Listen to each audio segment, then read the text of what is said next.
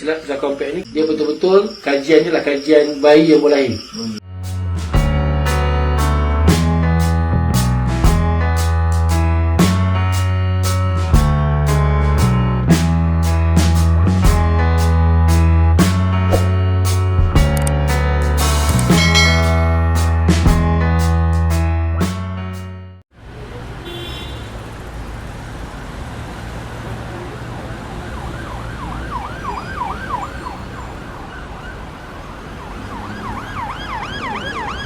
Pusat Compact ni kalau nak tahu, kita base kita tak ada binatang punya lah. Dia betul-betul kajian dia lah kajian bayi yang baru lahir. Kajian dia lah gerakan bayi baru lahir. Tu lain sikit. Lain sikit kan. Sebab tu kenapa kita tekan gelek. Tapi sesuai binatang lain pun, nama je Sabna Gabau nombor satu apa? Gelek. Tapi untuk kajian kita, gelek itu adalah gerakan badan pertama bagi seorang bayi. Tapi gerakan yang pertama ni memanglah tangan, kaki, kepala kan. Tapi untuk badan dia gelek lah. Tapi siapa ajar tu? Siapa ajar tak? Tak ada ajar. Itu kita ambil tu. Gerakan semua jadi yang tak diajar oleh siapa-siapa. Itu jadi kajian kita. Nanti pergerakan mengangkat dia, pergerakan duduk dia, kita kaji situ. Tapi kenapa last kali nampak macam sama, macam hampir-hampir sama silat lain? Sebab memang itulah sebenarnya silat ini, tak kisah silat ke taekwondo, adalah kajian tentang diri sendiri kan. Semua sama, tangan, kaki dua, tangan dua, sama semua kan. Dan benda tu semua berdasarkan cakap Tuhan dah jadikan kita sempurna, semua dah dalam diri dah. Kalau tak ada dalam diri kan, benda ni kalau tak ada, aku kosong ke. Yang apa macam tak, aku ni betul-betul kosong lah. Bukan kosong, tak tahu dan dia tak tahu benda tu tak tegak, dia tak terbangun, benda tu tak terbina, tak terbangun. So sekarang ni apa kita buat, kita sedang membangunkan dia, membangunkan diri. Tapi untuk Minangkabau kan, setakat dia dapat belajar dengan gua pala, dia memang tak boleh lari daripada kita nak mengenal diri. Silat tu kalau disebut, kalau silat lain ni dia sebut ilmu batin, apa dia? Alifai. Tak, ilmu batin ni ilmu tenaga dak. Maksudnya macam pukulan angin ke kan, ataupun kalau gayung lah kan. Macam tu kan. Gayung lah. Tak, gayung. Maksudnya pukulan jauh tapi tak menentu kan. Itu banyak orang bila sebut ilmu batin ke situ. Tapi secara majoriti ni saya Minangkabau, bila sebut ilmu batin, ilmu mengenal diri. Dia ilmu mengenal diri sebenarnya. Kau nak kenal Tuhan, kau tak nak kenal Tuhan pun.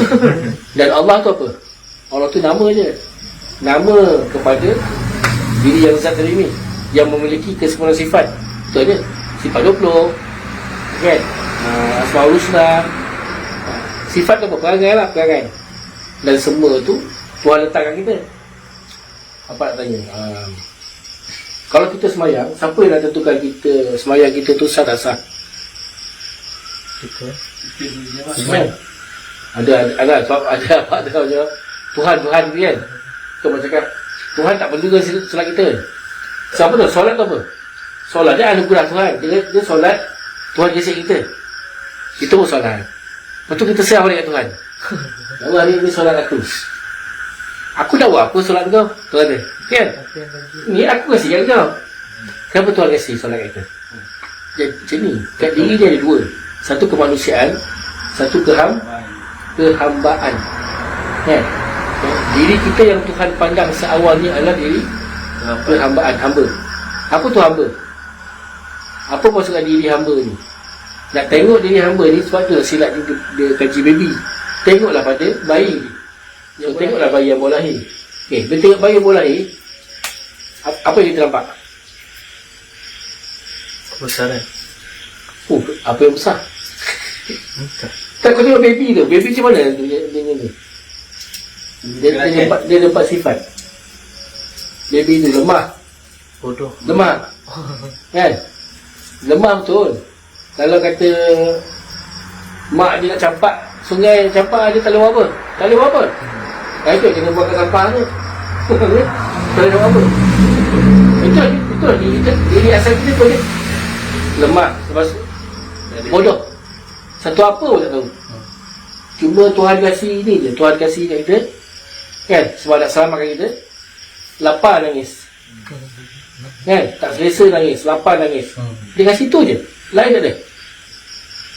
Lemah, bodoh, miskin, satu apa pun tak ada.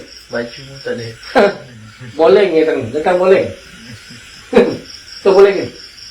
Kan? Okey. Bogel, telanjang bulat tu datang kat dunia keadaan telanjang bulat.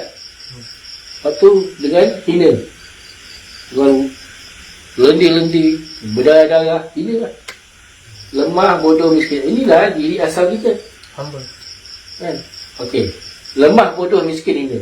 Kalau tu baby kan, dia betul-betul mengharapkan ibu dia je. Dia betul-betul bergantung harap kat ibu dia je.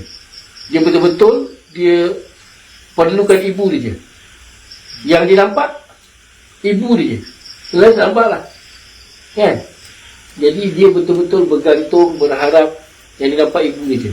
Maka sama juga lah kita dengan Tuhan. Sepatutnya seorang hamba kan, dia betul-betul bergantung kat Tuhan. Sekarang kita bergantung kat siapa? Bergantung kat duit tak? Kan? Okay? Kalau nak kata sini contoh Abangnya duit RM50. Apa rasa? Ya. Bahagia lah, Pak. Rasa selamat tak? Selamat. Jadi kita nak meletakkan duit tu sama level dengan Tuhan. Bahaya tak? Bahaya. Dosa yang paling besar apa? Mensyirikkan Tuhan. Maksud mensyirik apa? Meletakkan sesuatu yang lain sama level dengan Tuhan atau melebihi Tuhan. Nampak simple je. Sepatutnya kita rasa selamat dengan apa? Allah kan. Ya Tuhan. Ini dengan ada duit. Tak cakap macam apa sendiri tu lah. Apa sendiri tu. Dan inilah, kalau dalam Al-Quran menceritakan tentang perang, perang Badar, perang Handak, perang-perang. Tapi sebenarnya apa yang berlaku? Ya, perang sebenarnya. Ini perang dalam diri ni. Yang korang belajar silat ni sebenarnya kan, bukan yang perang luar ni, perang dalam diri.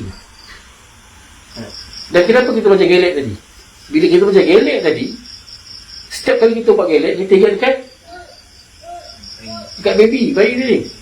Yang bayi tadi lah nak mengingat kita bahawa inilah dia asal aku, so aku tak boleh sombong. Lemah, bodoh, miskin, hina. Macam mana begitu terror silat kan, dengan ada ilmu apa, ilmu kebal lah, ilmu apa, tak salah apa-apa ni kan, tetap diri asal tu ada. Bodoh. Tak nak belagak. Okey, sekarang ni lemah, bodoh, miskin ni benda kan. Tapi selamanya je lemah, bodoh, miskin ni tak kan. Lepas tu Tuhan letak yang lemah, dia letak tenaga, kudrat. Lepas tu lemah, bodoh tadi dia letak ilmu. Yang miskin dia beri kekayaan kan. Tidak. Miskin tu miskin sangat ke? Kan? Boleh makan lagi kan? Kan? Kalau tak pun yang homeless tu boleh makan lagi tak? Boleh makan lagi. Tak ada sampai level fakir tau. Tak ada.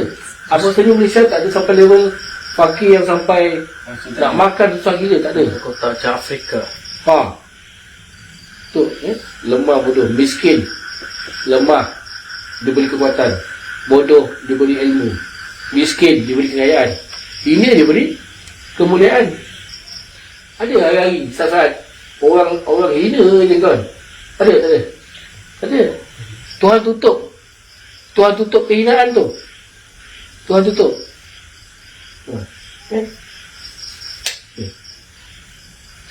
Salah satu yang Tuhan tutup ni. Baju. Yang pertama ni, tutup pakai apa?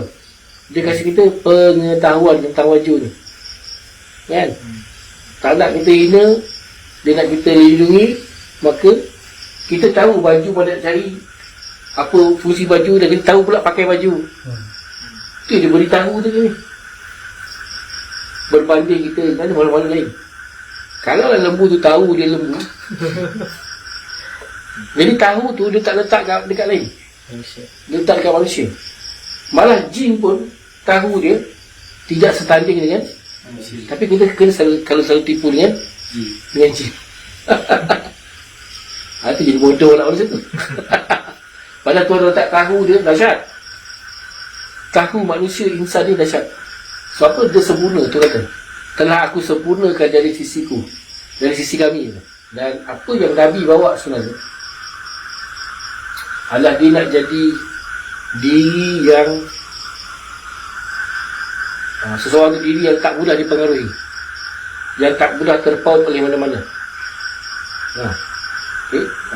Nabi cakap apa? Kalau tangan kanan aku matahari, di tangan kanan tu ada matahari. Sewaktu pemimpin Quraisy offer kan, kau nak tak? Kau nak perempuan, nak jawatan, nak apa, kita orang boleh kasih. Nak perempuan yang paling cantik, orang Quraisy, perempuan Quraisy yang paling cantik kita boleh kasih. Yang paling cantik kan? Cuma dari syarat dia, kau stop kerja kau dakwah ni. Dan itu Nabi kata, kalau di tangan kanan tu ada matahari, di tangan kiri kau ada bulan, dua-dua aku tak tahu. Matahari melambangkan apa? Kekuasaan, kehebatan. Bulan melambangkan keindahan, keseronokan, kebahagiaan. Dua-dua aku tak nak. Aku nak Tuhan aku je. Sama juga macam kita ni. Sebenarnya dalam contoh dalam kita beragama, dalam beramal ibadat pun, kita jangan ikut ustaz ke, ulama ke, ikut bodoh-bodoh, bulat-bulat bodoh tu je. Tak faham. Kita kena ikut diorang atas tahu dan faham. Contoh sekali kan, faham ke solat tu apa sebenarnya? Atau sebenarnya kita ikut je? Ikut je kan? Tapi insyaAllah nanti apa akan bersih lah apa solat tu kan? So, apa pun dulu macam tu kan, berpuluh tahun hidup dalam ikut-ikut je, tak faham solat tu apa, tak faham agama tu apa, tak faham. Jadi agama ikut-ikutan. Lepas tu pula bila dah ustaz ni pendapat dia lain, yang ni pendapat dia ni, jadi kita pula yang pening. Sebab tu kita jangan ikut ustaz kan? Kita jadi diri yang tak terpengaruh dan tak terpaut, tapi kita jadi diri yang tahu, yang faham, dan kita hanya akan terpaut dan terpengaruh dengan Allah dan Muhammad dia. Sebab itulah kenapa dengan akhir zaman ni kena baca surah Kahfi 10 ayat pertama, 10 ayat terakhir. Tahu kan? Tahu. Amalan dia. Adakah bacaan tu yang akan lindung kita? Yang difahamkan macam tu lebih kurang. Maksud surah Al-Kahfi ni. Sebenarnya kita kena faham surah Al-Kahfi tu apa. Kan? Ada berapa pemuda? Lupa. 7 kan? 7 pemuda ni saling tidak mengenal. Dia semua lagi. Dah kali bertemu masuk dalam gua. Apa yang dia buat sebenarnya? Apa yang nak dia nak melindungi iman dia. Nak melindungi iman. Sebab raja ketika tu memang sampai suruh orang kata dia Tuhan. Dan dia sangat zalim, sangat kejam. Siapa tak nak ikut cakap dia, memang bunuh lah. So dia ni takut, tapi lama-lama nak jaga iman. Jaga iman kan? So dia lari kan? Dan dia duduk dalam gua. So apa yang kita boleh belajar kat situ? Kita duduk dalam gua hati kita. Walaupun boleh? Boleh tak? Boleh? Okey. Terima kasih Pak. Okey, baik. Terima kasih Pak. Alright. Terima kasih. Okey.